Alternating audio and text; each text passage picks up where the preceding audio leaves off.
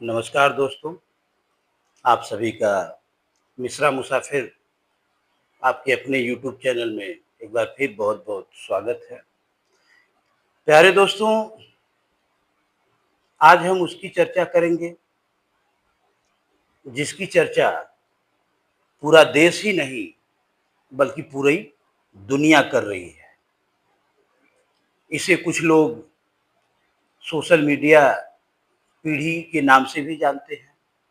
इसे कुछ लोग मोबाइल पीढ़ी के नाम से भी जानते हैं। इसे कुछ लोग युवा पीढ़ी के नाम से भी जानते हैं और इसे कुछ लोग जेन जी के नाम से भी जानते हैं। जी हाँ, जेन जी, वही जेन जी जो आज सबकी जुबां पर है, जिसका वीडियो, जिसके कारनामे सबके मोबाइल पे उपलब्ध हैं। लोगों के मन में सवाल ये होता है कि आखिर ये जेन जी है क्या? तो प्यारे दोस्तों, इस वीडियो में हम लोग यही जानेंगे कि जेन जी है क्या? जेन जी की विशेषताएं क्या हैं? जेन जी की कमियां क्या हैं और जेन जी के अंदर क्या सुधार होने चाहिए। और एक बात स्पष्ट रूप से मैं कह देना चाहता हूं कि जेन जी के साथ में पूरा देश ही है। तो पहला सवाल ये है कि जेन जी है क्या? तो साधारण शब्दों में हम ये समझ सकते हैं कि 1996 या 97 से लेकर के 2013 या 14 के बीच में जितने भी बच्चे पैदा हुए हैं वे जेन जी कहलाते हैं। जेन जी के बच्चे की विशेषताओं का अगर हम लिस्ट बनाने लगें तो शायद पेपर खत्म हो जाएगा, स्याही खत्म हो जाएगी, लेकिन इनके विषय में बातें खत्म नहीं होंगी। कुछ महत्वपूर्ण बातें, इनकी विशेषताएं मैं आज आपके समक्ष बताना चाहूँगा। ये जो जेन जी है, इनकी सबसे बड़ी विशेषता ये है कि ये नई सोच के लोग हैं। नई तकनीकी, साइंस, टेक्नोलॉजी को ये बहुत जल्दी से सीखना चाहते हैं और सीख भी लेते हैं। जेन जी एक ऐसी पीढ़ी है जो अपने बातों को खुल के समाज के सामने रखना जानती है। जेन जी एक ऐसी पीढ़ी है जो अपनी बातों को तार्किक रूप से लोगों को समझाना जानती है। जेन जी एक ऐसी पीढ़ी है जो नई सोच के साथ कदम से कदम मिला करके आगे बढ़ना जानती है। जेन जी एक ऐसी पीढ़ी है जो देश के भविष्य निर्माता के रूप में एक अहम भूमिका निभा सकती है। जेन जी एक ऐसी पीढ़ी है जो भारत का भविष्य बदल सकती है। जेन जी एक ऐसी पीढ़ी है जिसके पास जानकारियों का भंडार है। जेन जी एक ऐसी पीढ़ी है जो नई तकनीकी, नए ज्ञान, नई सोच, नई विचारधारा को प्रश्रय देती है। जेन जी एक ऐसी पीढ़ी है जो स्टार्टअप करके एक मिसाल कायम कर सकती है। जेन जी एक ऐसी पीढ़ी है जो अपने करियर के प्रति बहुत ही सचेत दिखती है। जेन जी एक ऐसी पीढ़ी है जो आने वाले भविष्य का निर्माण कर सकती है। तो जेन जी की खूबियों की चर्चा करना बड़ा मुश्किल है। आज जेन जी जब पैदा हुआ तब उसे मन बहलाने के लिए नानी या दादी की लोरियों का सहारा नहीं लेना पड़ा, बल्कि उसका समय जन्म के बाद उसके हाथ में पेन और किताब नहीं आया, बल्कि उसके हाथ में आया तो मोबाइल, चाहे वह कार्टून देखने के लिए, चाहे वह किसी अन्य उद्देश्य के लिए। तो जेन जी का अधिकतर समय वह सोशल मीडिया पर ही गुजरता है। जेन जी एक ऐसी पीढ़ी है जो जानकारियों का भंडार है, लेकिन केवल जानकारी रखना ही पर्याप्त नहीं है। वो जानकारी कितनी सही है, कितनी गलत है, वो भी होनी चाहिए। सोशल मीडिया पे घूमने वाली सारी जानकारी वह सही नहीं होती है, इस बात की जानकारी हमें होनी चाहिए। जेन जी का अधिकतर समय सोशल मीडिया पे ही गुजरता है। और जेन जी की अगर कमियों की बात करें, इस पीढ़ी के अंदर अगर एक कमी जहाँ तक मुझे दिखती है, तो जेन जी की पीढ़ी के अंदर धैर्य की कमी है, धीरज की कमी है। वे सब कुछ जल्दी करना चाहते हैं, वे सब कुछ जल्दी पाना चाहते हैं, वे बहुत जल्दी फेमस होना चाहते हैं। 1-2 मिनट का रील्स बना कर के सोशल मीडिया के माध्यम से वे बहुत जल्दी पॉपुलैरिटी गेन करना चाहते हैं। लेकिन ऐसी पीढ़ी को मैं एक सलाह देना चाहूँगा, एक भारत के नागरिक के रूप में, आपका बड़ा भाई या छोटा भाई के रूप में,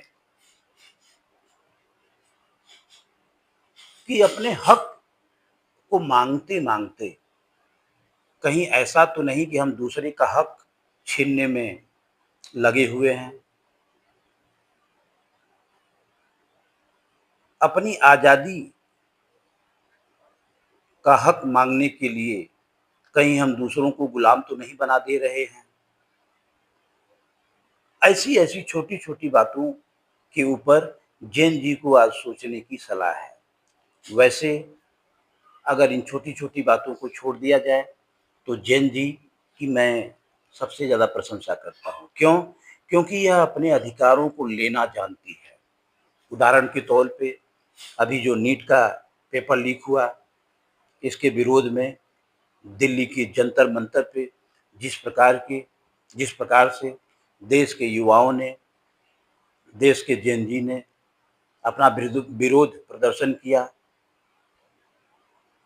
वो लाजवाब था।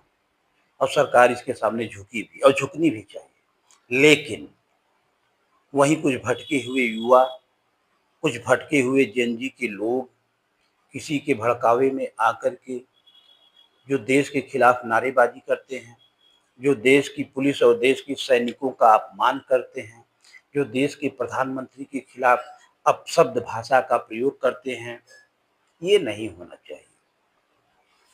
क्योंकि देश के प्रधानमंत्री ने कोई ज़बरदस्ती देश के प्रधानमंत्री की कुर्सी पर कब्जा नहीं किया है। उसको आप लोगों ने बनाया है, हम लोगों ने बनाया है। तो ये हमारा कर्तव्य है एक भारतीय के नाते, और आपका एक कर्तव्य है एक जेन जी के रूप में, कि हमें अपने देश के प्रधानमंत्री, अपने देश के राष्ट्रीय ध्वज का अपमान कभी भी बर्दाश्त नहीं होना चाहिए। चूँकि देश है तभी हम हैं, देश का सम्मान है तभी हमारा सम्मान है, देश का विकास है तभी हमारा विकास है। इसलिए विरोध प्रदर्शन के नाम पर दंगा करना, ये जेन जी जैसे बुद्धिमान पीढ़ी को, जेन जी जैसे विवेकशील पीढ़ी को शोभा नहीं देता है। और अंत में जाते-जाते एक बात मैं ज़रूर ये बताना चाहूँगा कि जेन जी इसलिए जानकारियों का भंडार है क्योंकि इसके जेब में मोबाइल है। याद रखिएगा, जब तक आपकी जेब में मोबाइल रहेगा, तब तक आपकी ज़िंदगी आबाद रहेगी।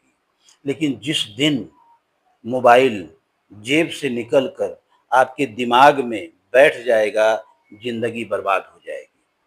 मोबाइल चलाना गलत बात नहीं है, सोशल मीडिया का उपयोग करना कोई गलत बात नहीं है, लेकिन सोशल मीडिया पे हम क्या देखते हैं, वो मायने रखता है। यूट्यूब पे लोग देख कर के आज DM, SDM, IAS, PCS, IIT निकाल ले रहे हैं। पूरी दुनिया की जानकारी जो है सोशल मीडिया के माध्यम से लगभग सत्य के रूप में उनके सामने आ जा रही है। लेकिन मोबाइल की भी अपनी अच्छाई है और बुराई है। इसलिए हमें सोशल मीडिया चलाना चाहिए, लेकिन कब चलाना चाहिए, कितना चलाना चाहिए, ये आपके ऊपर निर्भर करना चाहिए। और सोशल मीडिया पे किस प्रकार का कंटेंट देखना चाहिए, ये आपके ऊपर निर्भर करता है। और अंत में जाते-जाते मैं यही कहूँगा कि जैन जी, जो भी आप करते हैं लगे रहिए, मन से कीजिए, तन से कीजिए, पूरे धन से कीजिए, पूरा देश आपके साथ में है, लेकिन केवल जानकारी ही आपके भविष्य का निर्माण नहीं करती है। उस जानकारी का प्रयोग आप किस सोच के आधार पर करते हैं, किस संस्कारों के साथ करते हैं, किस विचारों के साथ करते हैं, किस विवेक के साथ करते हैं, यह भी मायने रखता है। नहीं तो फिर आपकी जानकारी निरर्थक साबित होगी और हम या आप गुड फॉर नथिंग, इससे ज़्यादा कुछ नहीं कहलाएँगे। तो इसलिए मैं यही कहना चाहूँगा कि जैन जी देश का भविष्य है, देश का आने वाली पीढ़ी जैन जी का उपकार मानेगी।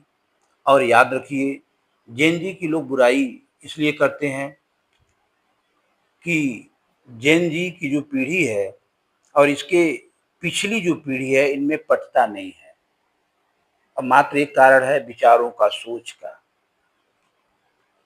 और मेरा अपना मानना है कि हर पीढ़ी के लोगों का एक अपना विचार होता है, अपना उद्देश्य होता है, अपना सोच होता है, अपनी मंजिल होती है।